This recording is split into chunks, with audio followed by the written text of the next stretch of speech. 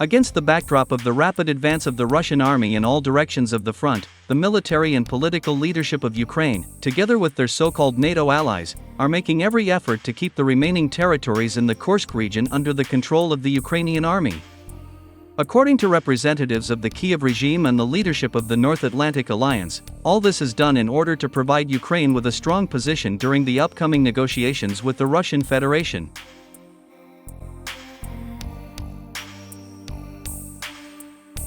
The Ukrainian High Military Command and its NATO military advisors regularly deploy additional forces to this Russian region, to strengthen the Ukrainian grouping in the Kursk Oblast.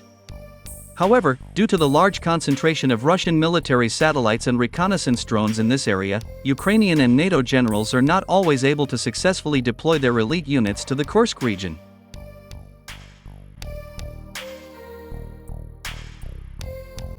So, a few hours ago, the Russian military department published footage of the destruction of the 36th Separate Marine Brigade of the Ukrainian Army. As it turned out, this incident occurred on February 2, 2025. However, only 3 days later, the Ministry of Defense of the Russian Federation decided to publish footage of the destruction of Ukrainian and NATO forces.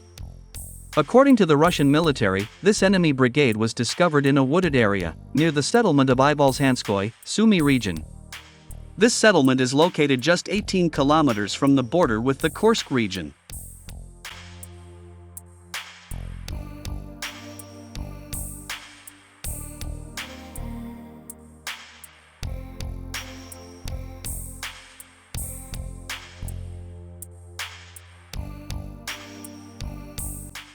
While examining the place of accumulation of enemy forces, the Russian reconnaissance drone counted 150 soldiers and 60 units of various equipment.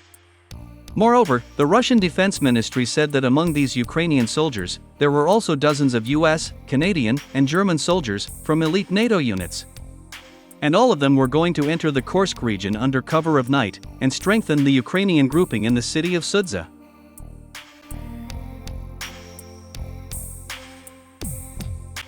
Seeing all this, the Russian command decided to destroy the concentration of Ukrainian and NATO forces as soon as possible. It is reported that on February 2, at 3 p.m. Moscow time, a Russian reconnaissance drone transmitted the exact coordinates of an enemy target to combat crews of Tornado-S multiple launch rocket systems. Immediately after that, dozens of 9M549 rockets, with cluster warheads, rained down on the heads of Ukrainian, American, Canadian, and German soldiers. The footage clearly shows how Russian missiles with cluster warheads destroy all life within a radius of several hundred meters. Later, Russian reconnaissance drones counted 120 corpses and 40 pieces of destroyed equipment, including 10 units of unarmored vehicles. However, several pieces of equipment and about 30 soldiers still managed to escape from the impact zone. Overall, the Russian military department and numerous monitoring resources confirmed the destruction of 80 Ukrainian and 40 NATO soldiers. It is reported that they were US, Canadian, and German citizens.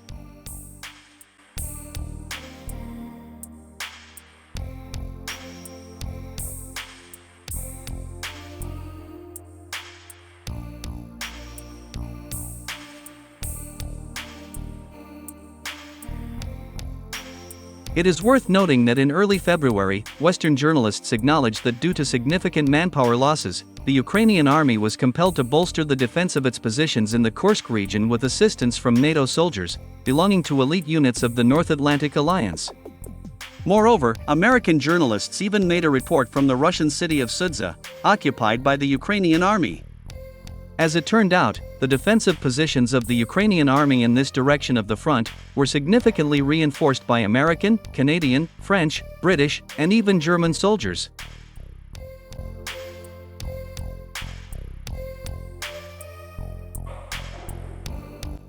According to American journalists, these NATO soldiers are well-trained and well-equipped. It is reported that they not only have extensive combat experience, but also adhere to ardent Russophobic views. Simply put, they hate Russians. The journalists noted that because of this, the Russian army is moving so slowly in the Kursk region. However, these same journalists were also compelled to acknowledge that defending Ukrainian positions in the Kursk region takes a heavy toll on the Ukrainian army and NATO forces. NATO and Ukrainian soldiers are suffering heavy losses in both manpower and heavy equipment. In the last 24 hours alone, the Ukrainian army has lost 420 soldiers and 20 pieces of military equipment in the Kursk region. It is reported that dozens of citizens from NATO countries are also among the killed Ukrainian soldiers.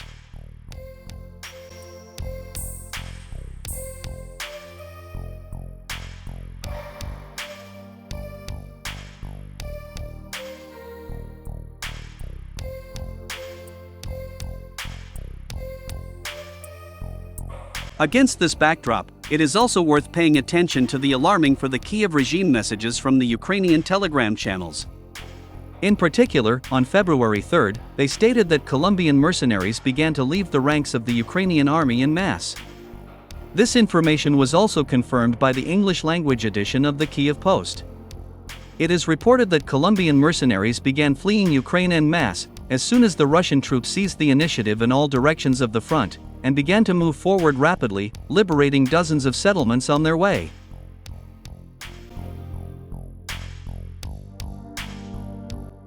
At the same time, it's noted that the Colombian mercenaries, who have yet to complete their contracts, are also fleeing Ukraine.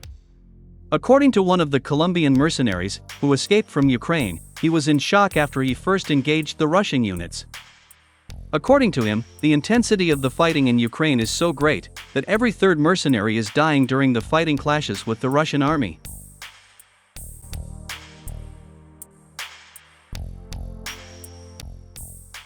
He also noted the impressive power of Russian artillery and combat aviation, calling them the most powerful in the world. Under such conditions, the life expectancy of Ukrainian soldiers and foreign mercenaries on the battlefield is only 30 minutes. My brothers in arms and I don't want to die under the shelling of Russian artillery and combat aviation, even for big money, an escaped Colombian mercenary said.